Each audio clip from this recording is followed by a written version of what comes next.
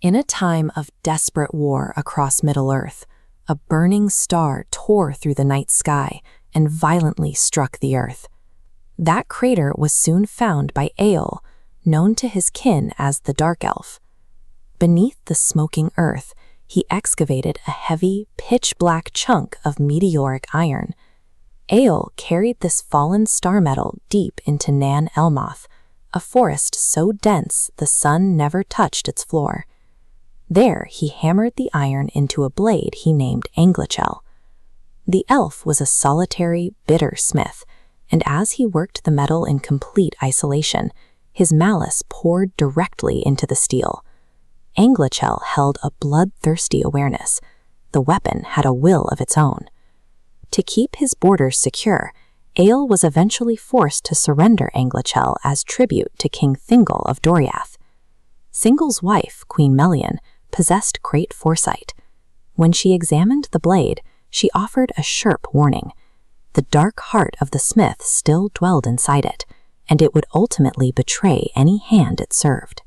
But the great elven archer, Beleg Strongbow, needed a weapon to fight the creeping darkness on the borders. He ignored the queen's warning and claimed the black sword for himself. Almost immediately, a highly disturbing trait emerged. Whenever Beleg drew the blade to wage war, witnesses noted that the metal seemed to actively sing with gladness. Beleg assumed his own skill and his righteous cause could command the black iron. He carried it into the wild, confident the sword would obey. That moment of obedience was tested in an orc camp. Beleg had tracked a band of orcs to rescue his friend, a human warrior named Túrin. Beleg slipped into the camp, found the unconscious Túrin, and used Anglichel to cut his bonds. But the blade inexplicably slipped, slicing deeply into Túrin's foot. Jolted awake in agonizing pain and total darkness, Túrin panicked. Believing an orc was torturing him, he wrestled the black blade away from his unseen rescuer and strikes him down. A sudden flash of lightning illuminated the camp, revealing the face of the victim. Túrin had just slaughtered his dearest friend. The blade itself physically changed. Its edges grew dull and darkened, appearing to mourn Beleg.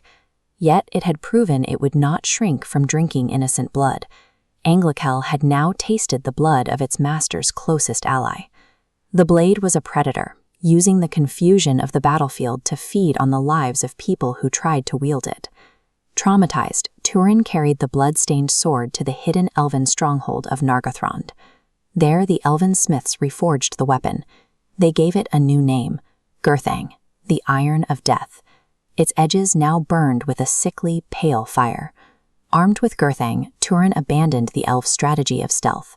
He led reckless, open charges against Morgoth's forces, leaving a massive trail of casualties. This chart shows the fatal cost of that aggression. As kills by Gurthang rise, Túrin's own identity and humanity drop away. Eventually, nobody even uses his birth name. He becomes known entirely by the weapon he wields, the Mormugil, or Black Sword. He thought he was using the blade to avenge his kingdom. In reality, the sword had turned a grieving human into a simple extension of its own destructive will. Túrin eventually tracks down the great wingless dragon, Glamdring. As the glowing black blade is torn from its belly, he achieves an incredible victory. But the dying dragon's final venomous lie shatters Túrin's sanity. Having lost his wife, his family, and his mind, Túrin plants the hilt of the sword into the ground. Looking down at the iron, he asks if it will take his life swiftly. The metal responds. A cold, metallic voice rings out from the blade itself. The sword gladly accepts. It tells Túrin it will drink his blood so that it might finally forget the innocent blood of Beleg, the master it was forced to slay. Túrin throws himself upon the point.